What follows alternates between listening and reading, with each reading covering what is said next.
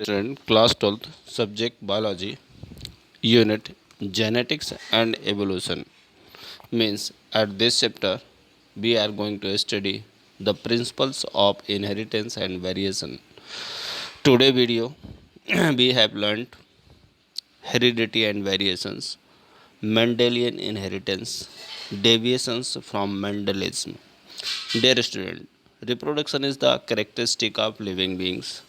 At this process, the character of parent are transmitted into their offspring, but it not necessary that all the parental character would be transmitted into offspring. The characteristics which are transmitted from parent to offspring are called hereditary character.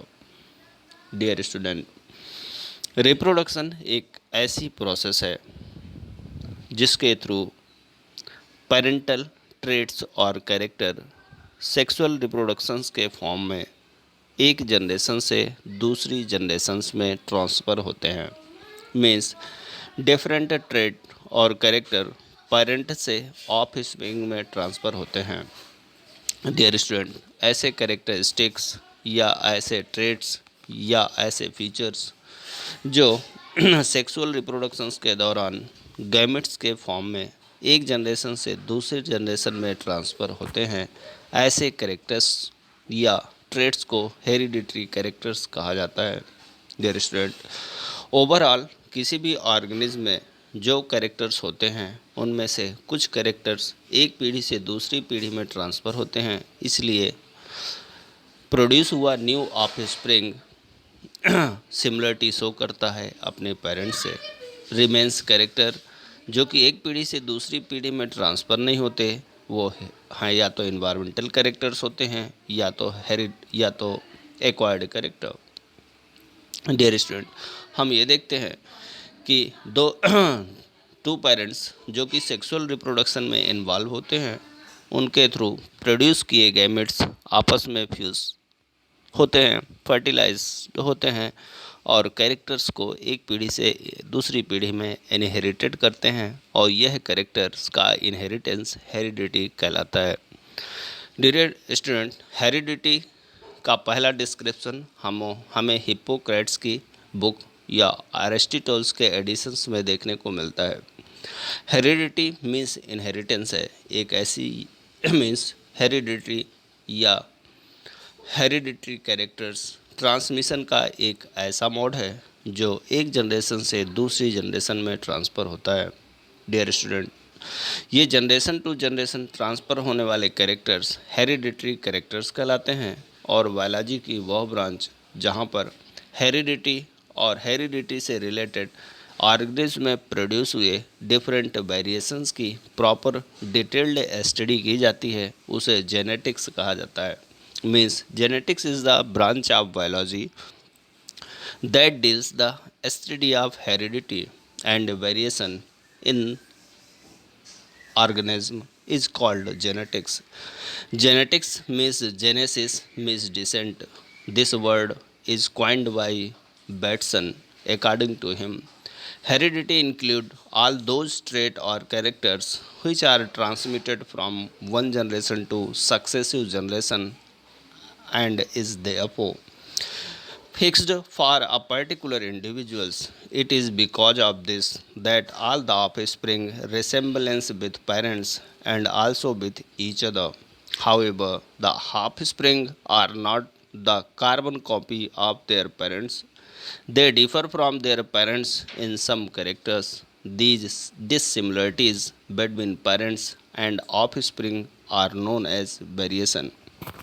Dear student, पहले हम दो words को coin करते हैं। पहला है heredity और दूसरा है वेरिएशन।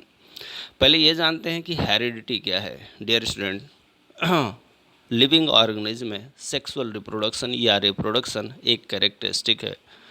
रिप्रोडक्शंस के थ्रू ऑर्गेनिज्म अपने आप को प्रोपोगेट करता है और बीटल एक्टिविटीज़ को परफॉर्म करता है।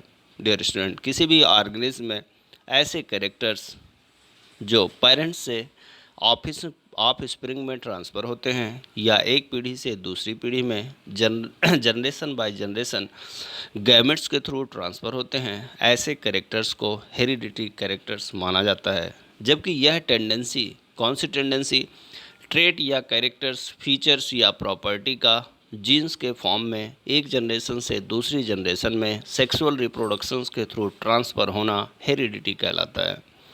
डियर स्टूडेंट, हेरिडिटी का रिजल्ट क्या होता है कि जो भी न्यू ऑफ स्प्रिंग प्रोड्यूस होता है वह कुछ सिमिलरिटीज़ अपने पेरेंट्स से शो करता है। माना कि वो एग्जैक्ट कॉपी तो नहीं होता अपनी पेरेंट्स की, लेकिन वह मैक्सिमम कैरेक्टर में रिसेम्बलेंस या सिमिलरिटी शो करता है अपने पेरेंट्स का, क्योंकि इन ट्रेट या कैरेक्टर्स जो कि उस ऑफ स्प्रिंग में प्रोड्यूस होते हैं वह हेरिडिटरी कैरेक्टर्स के फॉर्म में एक पीढ़ी से दूसरी पीढ़ी में ट्रांसफ़र होते हैं। डियर स्टूडेंट, बहुत सारे कैरेक्टर्स जो कि ऑफ स्प्रिंग में उसके पेरेंट्स से मैच करते हैं, ऐसे कैरेक्टर हेरिडिटी का रिजल्ट होते हैं। जबकि बहुत सारी ऐसे कैरेक्टर्स भी ऑफ स्प्रिंग में प्रोड्यूस होते हैं जो कि वह उसके पेरेंट्स से रिसेम्बलेंस या सिमिलरिटी शो नहीं करते। ऐसी डिससिमिलरिटीज़ जो पेरेंट्स और ऑफ स्प्रिंग के बीच में देखने को मिलती है उसे वेरिएशंस कहा जाता है। सो डियर स्टूडेंट, दो वर्ड कॉइन किए, पहला था हेरिडिटी और दूसरा था वेरिएशन। दूसरा एक वर्ड और कॉइन करते हैं, that is the genetics. Genetics is the branch of biology which deal with the heredity characters and variations that are transmitted from generation to generations. Objective of genetics, there are two main objective or function of our genetics branch: the discovery of mechanism of origin and transmission of heredity characters, the study of interaction between hereditary character and their explanation. Dear student, biology की वो branch जिसके included हम different वेरिएटेड study perform करते हैं, that study are related to hereditary characters. हमारा main goal या objective ये होता है कि हम डिफरेंट हेरिडिटरी कैरेक्टर्स जो कि एक पीढ़ी से दूसरी पीढ़ी में ट्रांसफ़र होते हैं वो किस तरह उनकी ओरिजिन होती है, कौन से मैकेनिज़्म को वो फॉलो करते हैं, इसको डिस्कवर करना हमारा पहला गोल होता है। जबकि यह जो हेरिडिटी कैरेक्टर्स का interactions one generation to other generations पर कॉम्प्लिकेटेड फॉर्म में ट्रांसफ़र होता है, उसकी स्टडी करना हमारा दूसरा ऑब्जेक्टिव होता है। So dear student, 3 words are coin. First, what is the heredity? That features, character और trait are transferred from one generation to another generation by the means of sexual reproduction to parents to the offspring that are called the hereditary character, and it is called heredity. Some dissimilarities between parents and offspring that are acquired, it to be called variation. Genetics, it is the branch of biology which deal with the hereditary characters, and variation in offspring is called variation. Dear student, objective of our genetics be solve the mechanism, the transmission of hereditary characters and their discovery. Second goal of our genetics, interaction between a hereditary character and their explanation to be studied with the branch of genetics. Dear student, variation, हम ये देखते हैं कि sexual reproductions के दौरान जो भी of spring produce होते हैं वो अपनी पेरेंट्स की एग्जैक्ट कॉपी या कार्बन कॉपी नहीं होते, वह अपने पेरेंट्स मीन्स ऑफ स्प्रिंग और पेरेंट्स के बीच में डिससिमिलरिटीज़ या वेरिएशंस देखने को मिलते हैं। ये वेरिएशंस फॉलोइंग टाइप के हो सकते हैं: heredity variation, environmental variation, somatic variation and germinal variation. Dear student, पहला बात करते हैं हेरिडिटी वेरिएशंस की। ऐसे वेरिएशंस जो एक पीढ़ी से दूसरी पीढ़ी में क्या होते हैं, ट्रांसमिटेड होते हैं या इनहेरिटेड होते हैं, किससे, पेरेंट्स से ऑफ स्प्रिंग में, उन्हें हेरिडिटी वेरिएशंस कहा जाता है। डियर स्टूडेंट, ऐसे वेरिएशंस जो हैं ऑफ स्प्रिंग में डिफरेंट पेरेंट्स से उस पर ट्रांसफ़र होते हैं और प्रोजेनीज डेवलप करते हैं। मीन्स ऐसे वेरिएशंस जो एक पीढ़ी से दूसरी पीढ़ी में ट्रांसफ़र होते हैं उन्हें हेरिडिटी वेरिएशंस के नाम पे जाना जाता है। जबकि सेकंड है environmental variation, those variation which are merely due to environmental factors just like food, temperature, light, water, shelter, etc.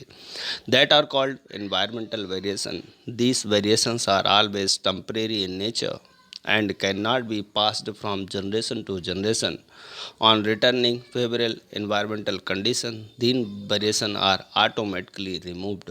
Dear student, ऐसे वेरिएशंस जो इन्वायरमेंटल फैक्टर्स जैसे फूड हुआ, टेम्परेचर हुआ, लाइट हुआ या वाटर, इनके द्वारा इन्फ्लुएंस होते हैं, इनके द्वारा प्रोड्यूस होते हैं, इन्हें हम एक्वायर्ड वेरिएशंस के नाम पर भी जानते हैं। जब टेम्परेचर, लाइट, वाटर या फूड की रिक्वायरमेंट को इन्फ्लुएंस होते हुए हमारी बॉडी पर जो भी कैरेक्टरिस्टिक प्रोड्यूस होते हैं वह इन्वायरमेंटल वेरिएशंस कहलाते हैं। डियर स्टूडेंट, ये वेरिएशंस जो इन्वायरमेंटल फैक्टर्स के द्वारा इन्फ्लुएंस होते हैं, यह एक जनरेशन से दूसरी जनरेशन में पास आउट या ट्रांसफ़र नहीं होते। जैसे ही unfavourable condition favourable environmental condition में चेंज होती है, वैसे ही ये वेरिएशंस जो कि ऑफ स्प्रिंग में प्रोड्यूस होते हैं ऑटोमेटिकली क्या हो जाते हैं, रिमूव्ड हो जाते हैं। थर्ड है somatic variation. These variation developed in somatic cells, therefore not inherited of the offspring। Dear student, ये सोमेटिक सेल्स में प्रोड्यूस हुए ऐसे वेरिएशंस हैं जो एक्वायर्ड किए जाते हैं एक ही जनरेशन में, और उसके लाइफ साइकिल कंप्लीट होते हुए ऑलरेडी वो वेरिएशंस क्या हो जाते हैं, रिमूव्ड हो जाते हैं, लेकिन एक जनरेशन से दूसरी जनरेशन में ट्रांसफ़र नहीं होते। ऐसे वेरिएशंस सोमेटिक वेरिएशंस कहलाते हैं। Last variation is the germinal variation. Germinal variations affect the generative cells. These variations are normally transferred from one generation to next generation. These are two types: continuous variation and discontinuous variation. Dear student, ऐसे variations या changes जो of spring की germinal cell से related होते हैं, जो एक पीढ़ी से दूसरी पीढ़ी में ट्रांसफ़र होते हैं, उन्हें जर्मिनल वेरिएशंस के नाम पे जाना जाता है। इनमें से कुछ वेरिएशंस कंटिन्यूअस और कुछ वेरिएशंस डिसकंटिन्यूअस होते हैं। डियर स्टूडेंट, ऐसे जर्मिनल कंटिन्यूअस वेरिएशन ये इंटरमीडिएट सिचुएशंस होती है जो कि extreme of the characters. Example, height of man shows continuous variations because human being shows a range of height between a shortest and tallest person. Similar, the case of skin color in human being, continuous variation are two types: substantive and meristic. Second are the discontinuous variation. Discontinuous variations only two extremes of features. For example, height of pea plant intermediate are not found between these extremes. Dear student, हमने जाना कि variations जो हमारी body में basically ये to type के होते हैं। कुछ कैरेक्टर ऐसे होते हैं जो एक पीढ़ी से दूसरी में ट्रांसफ़र होते हैं, means parents two of spring में ट्रांसफ़र होते हैं, उन्हें हेरिडिटी वेरिएशंस कहा जाता है। जबकि ऐसे वेरिएशंस या ट्रेट्स या फीचर्स या चेंजेस जो एक ही लाइफ से स्पान में एक्वायर्ड किए जाते हैं, हो सकता है वो एनवायरमेंटल फैक्टर्स के थ्रू हो सकता हो वो अदर रिक्वायरमेंट को फुलफ़िल करने के लिए हों। ऐसे ट्रेड्स जो एक पीढ़ी से दूसरी पीढ़ी में ट्रांसफ़र नहीं होते, एक ही लाइफ स्पान या एक ही लाइफ साइकिल में एक्वायर्ड किए जाते हैं एडाप्टेशंस के थ्रू या सेफ्टी के थ्रू या प्रोटेक्शंस के थ्रू, उन्हें एक्वायर्ड वेरिएशंस कहा जाता है। मीन्स हेरिडिटी वेरिएशंस और जर्मिनल वेरिएशन ये हेरिडिटी वेरिएशन है, जबकि सोमेटिक वेरिएशन और एनवायरमेंटल वेरिएशंस को एक्वायर्ड वेरिएशंस के नाम पर भी जाना जाता है। After that, what is the importance of variations? Dear student, जब एनवायरमेंटल एडवर्स होता है तब पर्टिकुलर ऑर्गेनिज्म उस एनवायरमेंटल फैक्टर्स को सस्टेन करने के लिए अपने बॉडी पर न्यू कैरेक्टर्स बियर करता है, मीन्स एडाप्टेशन शो करता है। मीन्स डिफरेंट टाइप के एडाप्टेटिव कैरेक्टर वेरिएशंस का रिजल्ट होते हैं। There are helpful for existence of organism. Dear student, जैसे एनवायरमेंटल कंडीशन बदलती है, यदि ऑर्गेनिज्म अपने आप को उस एनवायरमेंटल कंडीशन के अकॉर्ड फ्रेंडली या एडाप्टेड नहीं करेगा तो वो इस अर्थ या इकोसिस्टम से एग्जिस्ट हो जाएगा या विलुप्त हो जाएगा। मीन्स यदि वो एग्जिस्टेंस ऑर्गेनिज्म शो करना चाहता है तो उसे वेरिएशंस को बियर करना पड़ेगा ताकि वो एडाप्टेड हो सके उस एडवर्स एनवायरमेंटल कंडीशन या एटमॉस्फेयर पर। New traits developed through the discontinuous variation. Variation are the path of origin and evolution of new species. Dear student, it is the main point. जब किसी ऑर्गेनिज्म में new variations produce होते हैं, वह variation धीरे धीरे करके हमारे जेनेटिक मटेरियल मींस इनहेरिटेड हो जाते हैं। इस तरह से न्यू स्पीसीज का एवोल्यूशंस देखने को मिलता है। So we can say that variation are helpful for the adaptation of organism. These are helpful for existence of organism. These are helpful the origin and evolution of new species. Dear student, variations provide identity to every organism. These keep organism dynamic, evolutionary और लगातार वो organism variations के कारण progress करता हुआ जाता है। Dear student, ancient view about heredity. Moist vapour theory. Pythagoras ने प्रपोज करी मॉइस्ट वेपर थ्योरी। इनका विश्वास था कि moist vapour is produced by all the organs of an organism. Different organs of foetus are formed from this vapour. Dear student, moist vapour theory जो कि heredity को explain करने के लिए प्रपोज की गई पाइथागोरस के थ्रू। इनका बिलीव था कि जो एक मॉइस्ट वेपर प्रोड्यूस की जाती है हर ऑर्गन्स और ऑर्गेनिज्म के द्वारा, यह particular vapour moist vapour concentrate होती है फीटस पर या एम्ब्रॉय पर और डिफरेंट ऑर्गन्स डेवलप होते हैं। इसे रिजेक्ट किया गया। आफ्टर दैट फ्लूइड थ्योरी आई ईपी डिक्लॉट्स के द्वारा, reproductive blood theory, pre formation of homo nucleus theory, pangenesis theory, different theories समय समय पर प्रपोज की गई, बट ये सभी हेरिडिटी को एक्सप्लेन करने में अनेबल रहीं। या next, heredity and variation in sexual organism. Dear student, heredity variation result to the sexual reproduction can occur only in sexual reproducing organism. There mutual causes variation. Hereditary variation is nature are restricted to the member of same species because sexual reproduction does not occur between the member of different species. Sexual reproduction is always interspecific. In animal, mule is a well-known example of interspecific hybrid of donkey and mare. Dear student, heredity या variation means different trait या characters का एक generation से दूसरी generation में इस parents में of spring में ट्रांसफ़र होना by the way of sexual reproduction he possible है। डियर स्टूडेंट, हम जानते हैं कि जब सेक्सुअल रिप्रोडक्शन परफॉर्म होता है तब गैमेट इसमें पार्टिसिपेट करते हैं। गैमेट जो कि रिजल्ट होते हैं रिडक्शनल डिवीजन या मियोसिस का। रिडक्शनल डिवीजन में जेनेटिक मटेरियल का प्रॉपर म्यूचुअल एक्सचेंज होता है जिससे रिकॉम्बिनेशन की प्रोसेस होती है और जेनेटिक मटेरियल के रिकॉम्बिनेशन से न्यू कैरेक्टर्स या वेरिएशंस प्रोड्यूस होते हैं जो कि एक जनरेशन से दूसरी जनरेशन में ट्रांसफ़र होते हैं।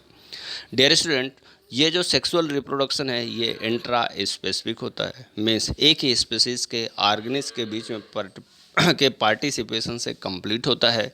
मीन्स इसमें एक ही स्पीसीज़ के दो ट्रेट आपस में या दो ऑर्गेनिज आपस में इसे परफॉर्म करते हैं। इसलिए एक ही स्पीसीज़ में लगातार वेरिएशंस प्रोड्यूस होते हैं और न्यू स्पीसीज़ प्रोड्यूस होती है। डियर स्टूडेंट, जब ये इंटरमीडिएट होता है तब इसके रिजल्ट कुछ और होते हैं, जैसे म्यूल। म्यूल एक इंटर स्पेसिफिक हाइब्रिड है जो डंकी और मेयर से प्रोड्यूस किया जाता। जैसे mule is the inter specific hybrid. It's the result of donkey and mare. Triticale, a hybrid, is also produced by cross between triticum wheat and sickle rye.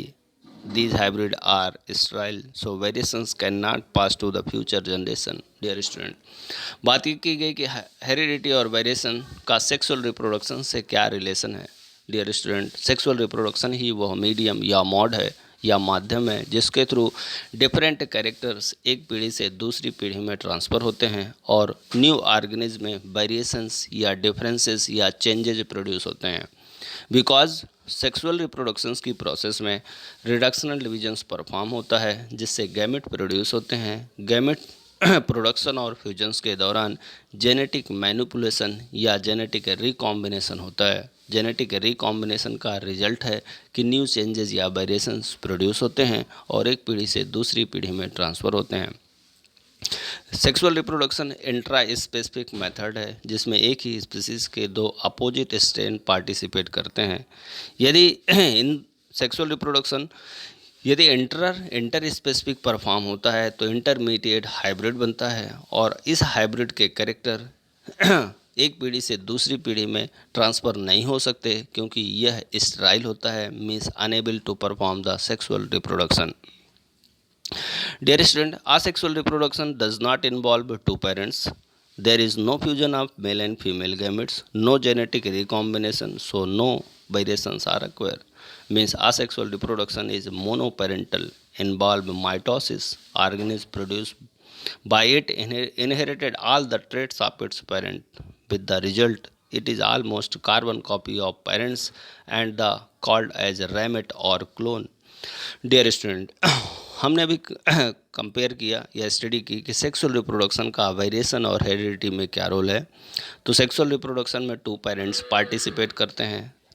Meiosis या reductional division से gamete produce होते हैं, उनमें fusion होता है जिससे genetic recombination या genetic manipulation होता है और उस जेनेटिक रिकॉम्बिनेशन से न्यू कैरेक्टर्स या ट्रेट प्रोड्यूस होते हैं जिसे वेरिएशंस कहा जाता है। ये वेरिएशंस एक पीढ़ी से दूसरी पीढ़ी में ट्रांसफ़र होते हैं। जबकि यदि एसेक्सुअल रिप्रोडक्शंस की बात की जाए तो एसेक्सुअल रिप्रोडक्शन में दो पेरेंट्स इन्वॉल्व नहीं होते, मीन्स ये मोनो पेरेंटल होता है, मीन्स एक ही पेरेंट्स इन्वॉल्व होता है। ना मेल गैमेट्स प्रोड्यूस होते, ना तो फीमेल गैमेट्स, ना ही गैमेट का फ्यूजन होता, ना ही जेनेटिक रिकॉम्बिनेशन होता, इसलिए वेरिएशंस भी प्रोड्यूस नहीं होते। मीन्स आसेक्सुअल रिप्रोडक्शन का वह मोड है जिसमें सिंगल पेरेंट्स इन्वॉल्व होता है। उस सिंगल पेरेंट्स के सारे ट्रेट और करेक्टर उसकी ऑफ स्प्रिंग में ट्रांसफ़र होते हैं और वह ऑफ स्प्रिंग अपने पेरेंट्स की कार्बन कॉपी या एग्जैक्ट 100% सिमिलर कॉपी या क्लोन या रैमेट कहा जा सकता है। मीन्स आसेक्सुअल रिप्रोडक्शन वेरिएशंस में कोई रोल फॉलो नहीं करता। मीन्स आसेक्सुअल रिप्रोडक्शन में जेनेटिक रिकॉम्बिनेशन, गैमेट फ्यूजन और मियोसिस जैसी प्रोसेस ना होने के कारण जो भी न्यू ऑफ स्प्रिंग प्रोड्यूस होते हैं वो अपनी पेरेंट्स की एग्जैक्ट कॉपी या क्लोन होते हैं। After that, dear student, we are going to study Mendel's and his law of inheritance. Dear student, Gregor John Mendel एक ही बहुत ही रिनाउंस नेम है जेनेटिक्स की फील्ड से। ये ऑस्ट्रेलियन गार्डनर थे, फिलोसफर थे। ब्रून यूनिवर्सिटी ऑस्ट्रिया से इन्होंने स्टडी करी। इनके द्वारा publish the annual proceedings of the natural history society, जो कि ब्रून पर इस्टेब्लिश है, उसके मेंबर रहे। डियर स्टूडेंट, इन्होंने जेनेटिक्स, हेरिडिटी, वेरिएशंस और उनके ट्रांसमिशन से रिलेटेड डिस्कस्ड और इलेबोरेटेड स्टडी करी। लेकिन इनके द्वारा की गई स्टडी जो कि 1843 एंड 1851 के आसपास परफॉर्म की गई थी, उस पर लोगों का 30 to 14 ईयर्स तक कोई भी नोटिस नहीं गया। After that, rediscovery of Mendelism. Dear student, it's an important point. Rediscovery of Mendelism. Mendel completed his work 1865, but it remained unnoticed since 19 when Karl Lorenz, Hugo de Vries, and Saint Mark performed the study and observation independently at the same conclusion while studying the inheritance in plant hybrid in which the Mendels had arrived some 13 years back. While going through a scientific journals before publishing their own finding, each of them came across Mendel paper. Since the work done by them have been already done by Mendels, those three botanists collectively agreed for naming the law of heredity after Mendel and also brought their law to the notice of the scientific world. Dear student, Mendel's के द्वारा heredity, variations, characters के transfer, of spring में develop होने वाली variations की elaborated study perform की गई 1865 में। उन्होंने जो भी ऑब्जर्वेशंस फाइंड किए या ऑब्टेन किए, उन्होंने उन्हें जर्नल में पब्लिश कराए। लेकिन 1965 से लेकर 1900 तक किसी ने उनके वर्क या साइंटिफिक ऑब्जर्वेशंस के डाटा को ऑब्जर्व या नोटिस नहीं किया। लेकिन 3 साइंटिस्ट, एक थे ह्यूगो डुब्रीज, दूसरे जो कि हॉलैंड से थे, कार्ल कोरेंस जर्मनी से रिलेटेड थे और सेन मार्क ऑस्ट्रिया से रिलेटेड थे। इन तीनों साइंटिस्ट ने हेरिडिटी, हाइब्रिड और वेरिएशन से रिलेटेड डिफरेंट एक्सपेरिमेंट इंडिपेंडेंटली और सेपरेटली परफॉर्म किया। जब इन्होंने अपने एक्सपेरिमेंट के ऑब्जर्वेशन और कंक्लूजन्स को निकाला तो उनकी स्टडी एक ही आंसर पर पहुंची, जो कि जिसे पहले ही मेंडल ने डिस्कवर किया था।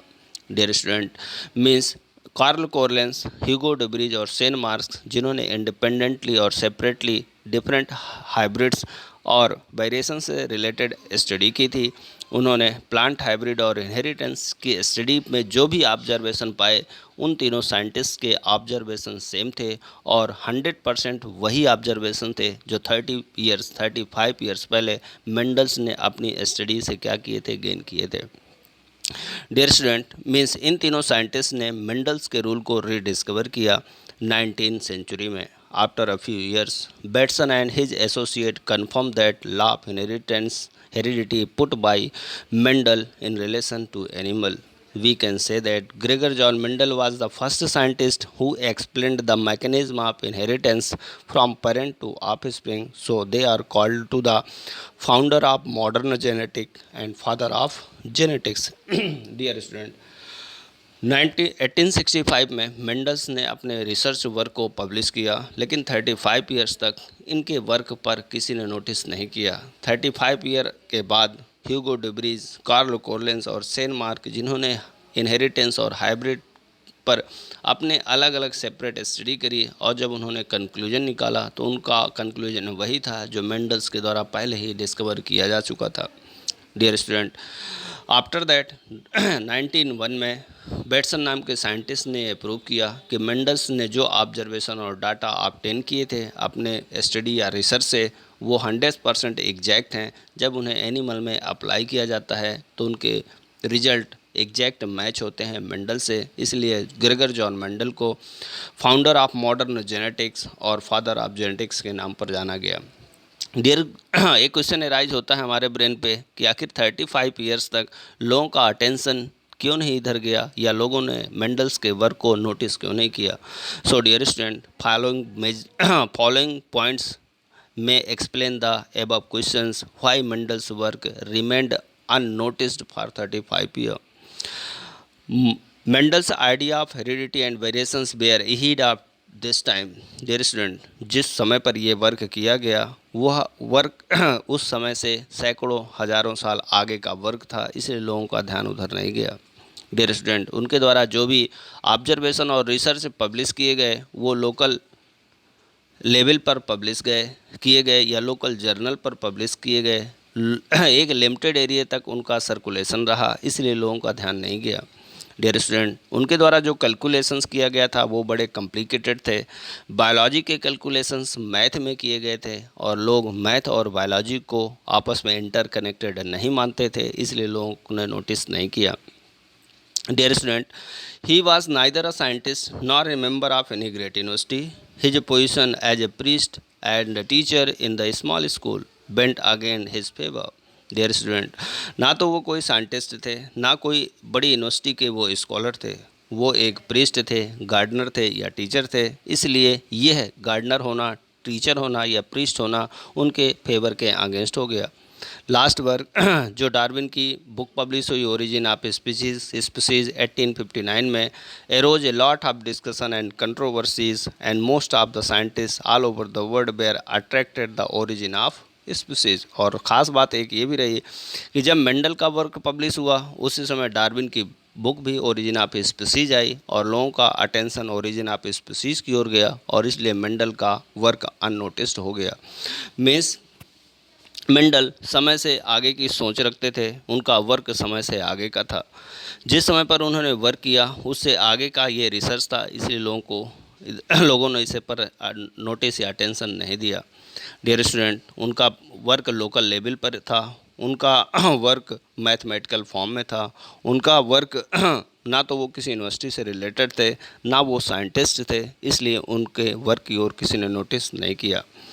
Dear student, cause of Mendel success, lot of works on pea plant has done before Mendel, but all the producers of Mendel had failed, whereas he succeed because of the following reason. Dear student, उनके सफलता के कारण क्या थे?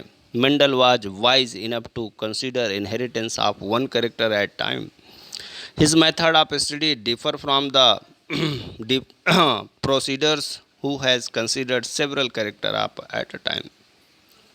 Mendel's carried out experiment of certain character crossing was done between the parents of pure breeds or pure line. Mendel's grew up pure line in separate garden plot, preventing character their mind mingling with other.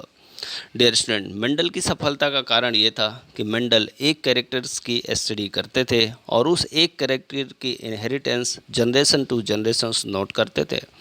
उन्होंने gametes की purity को maintain रखा और हर characters और trait को उन्होंने अलग अलग प्लान्स के साथ ग्रो भी कराया और उनके बीच में क्रॉस या सेल्फ पॉलिनेशंस को होने नहीं दिया। उन्होंने असाइंड पॉलिनेशंस को परफॉर्म किया। After that Mendel's experiment with reference to pea. Dear student, why Mendel selected the pea plant? Question means Mendel ने पी प्लांट का ही सिलेक्शन अपने एक्सपेरिमेंट पर क्यों किया? फर्स्ट, डियर स्टूडेंट, यह एक बाइसेक्सुअल प्लांट है, नेचुरली सेल्फ पॉलिनेटेड है, इसलिए इसे उन्होंने सेलेक्ट किया। सेकंड, डियर स्टूडेंट, यह एक एनुअल प्लांट है, मीन्स इसकी लाइफ साइकिल शॉर्ट है, 3 to 5 और 6 मंथ में कंप्लीट हो जाती है, इसलिए एक ईयर में ही कई जनरेशन की स्टडी की जा सकती है।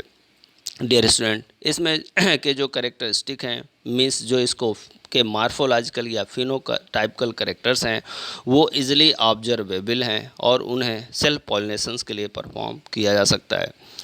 इन पे क्रॉस पॉलिनेशन भी इंट्रोड्यूस कराया जा सकता है। डियर स्टूडेंट, सेल फर्टिलाइजेशंस और होमोजाइगस कंडीशन भी यहाँ पर मेंटेन की जा सकती है। मीन्स शॉर्ट लाइफ टाइम के कारण, इजीली ग्रो होने के कारण, इजीली ऑब्जर्वेबल होने के कारण इस पी प्लांट का सिलेक्शन उन्होंने किया।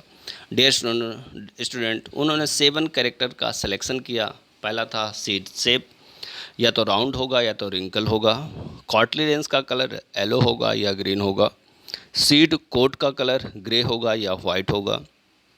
पॉड शेप इनफ्लैटेंड होगा या कंस्ट्रक्टेड होगा। पॉड का कलर ग्रीन हो सकता है, येलो हो सकता है। पॉड की पोजीशन एक्सियल या टर्मिनल होगी।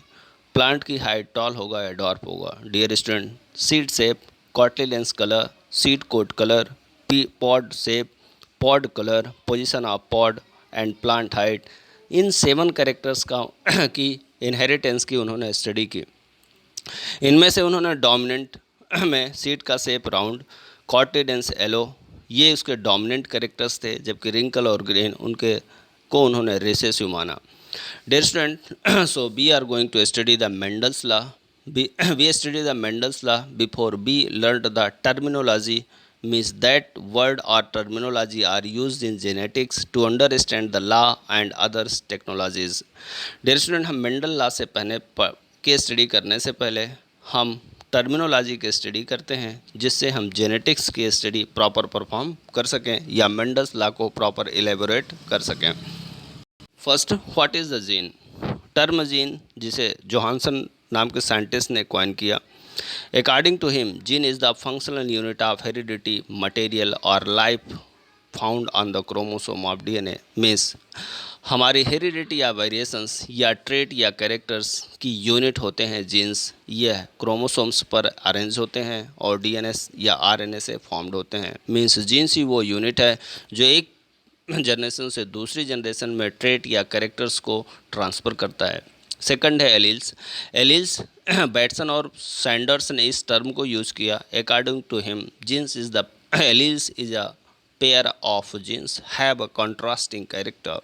डियर स्टूडेंट, जीन्स का एक पेयर जिसमें एक जीन्स किसी कैरेक्टर्स को इंक्रीज़ करता हो तो दूसरा जीन्स उस कैरेक्टर्स को इंक्रीज होने से स्टॉप या प्रिवेंट करता हो, तब ऐसे जीन्स का जोड़ा जो सेम कैरेक्टर्स को रिप्रेजेंट करें लेकिन दोनों के बीच में कॉन्ट्रास्ट हो, वह जीन्स का पेयर एलील्स कहलाता है।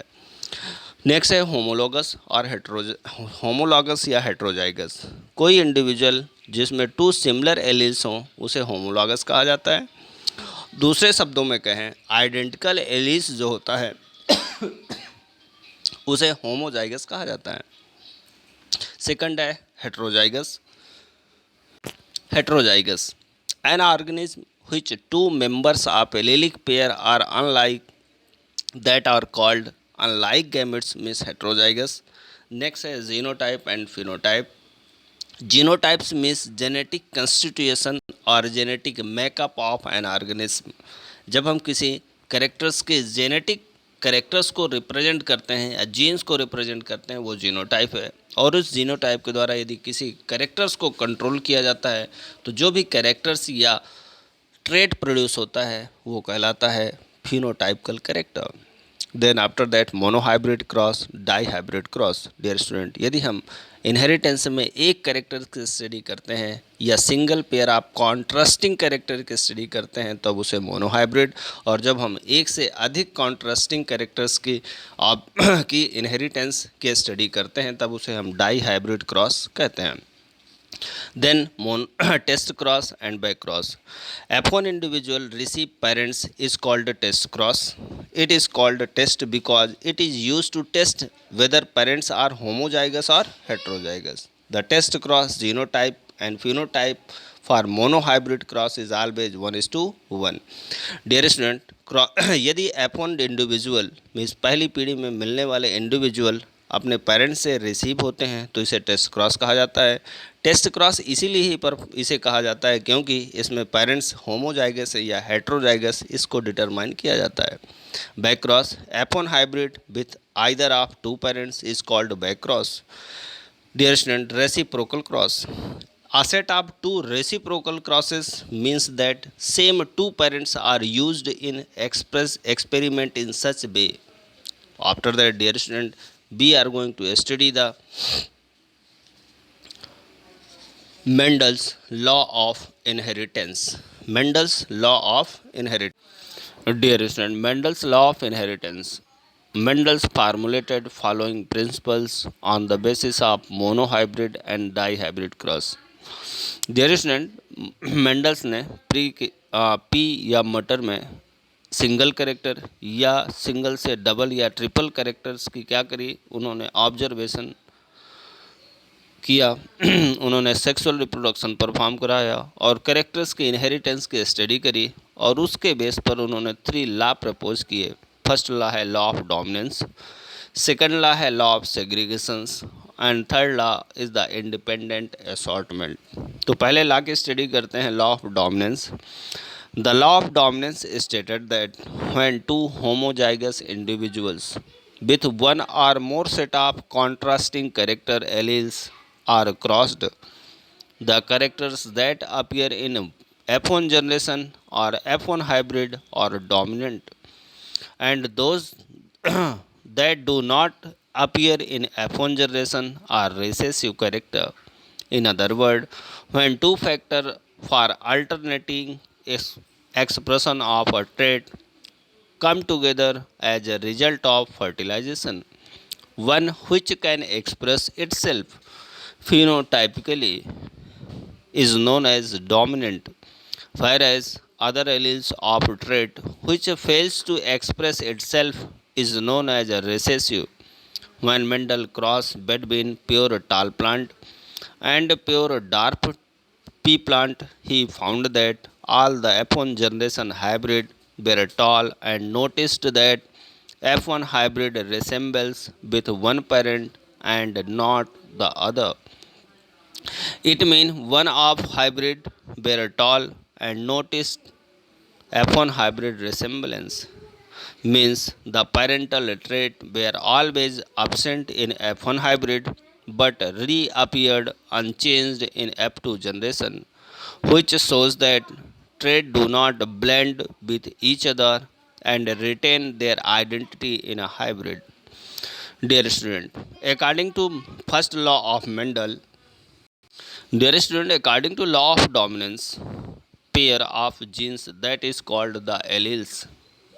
Only not a pair of genes that are called alleles. The pair of genes have the contrasting character but represent the single trait is known as the alleles. Dear student, हम ये देखते हैं कि मान लेते हैं हम कोई होमोजाइगस इंडिविजुअल की स्टडी करें। एक हमने प्योर टाल प्लांट लिया, एक हमने प्योर डॉर्फ प्लांट लिया।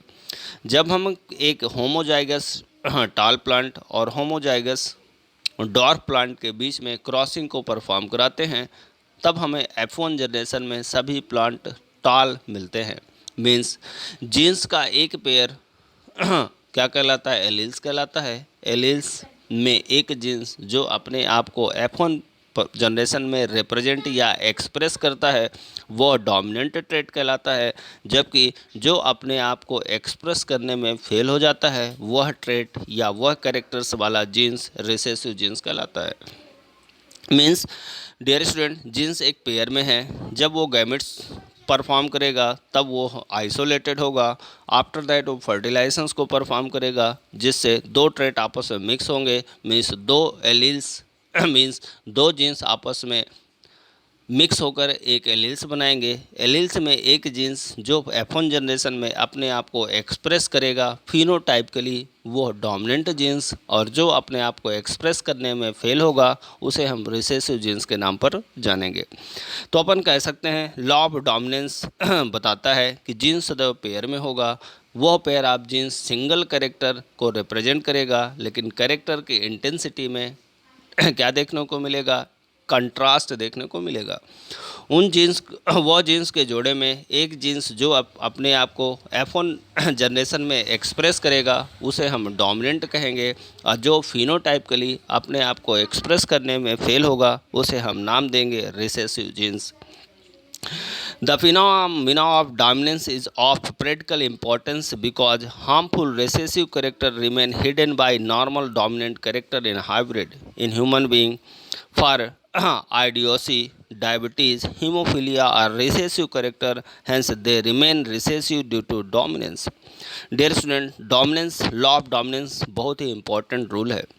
यह एक प्रैक्टिकल इम्पोर्टेंस रखता है। क्यों? क्योंकि दो जीन्स में से जो जीन्स हाइड हो जाता है उसके वो भी कैरेक्टर्स रखता है और अगली जनरेशन में वो क्या हो जाता है? एक्सप्रेस हो जाता है। मीन्स डोमिनेंट कैरेक्टर जो कि F1 जनरेशन में एक्सप्रेस होता है, लेकिन डोमिनेंट का जो पेयर मीन्स रिसेसिव जीन्स होता है वो रिसेसिव ट्रेट होता है, और जनरेशन एक पीढ़ी से दूसरी पीढ़ी में ट्रांसफ़र होता है और हिडन फॉर्म में एसोसिएटेड होता है।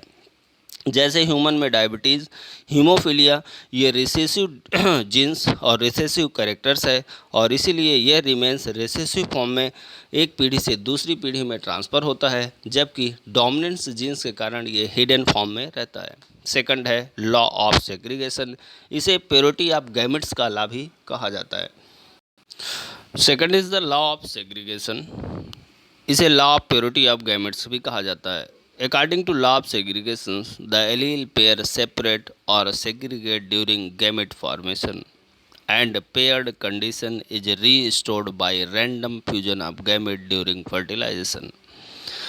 In other words, the two factor of a character which remain together in an individual do not get mixed up, but keep their identity distinct, separate at the time of gametogenesis or sporogenesis, get randomly distributed into different gametes, and then get paired again in different offspring as per the principle of probability. Whenever any organism, whether homozygous or heterozygous, for a character from the gametes, then the two alleles for a trait, whether similar or dissimilar, segregate from each other so that the gamete receive only one member out of two alleles of trait.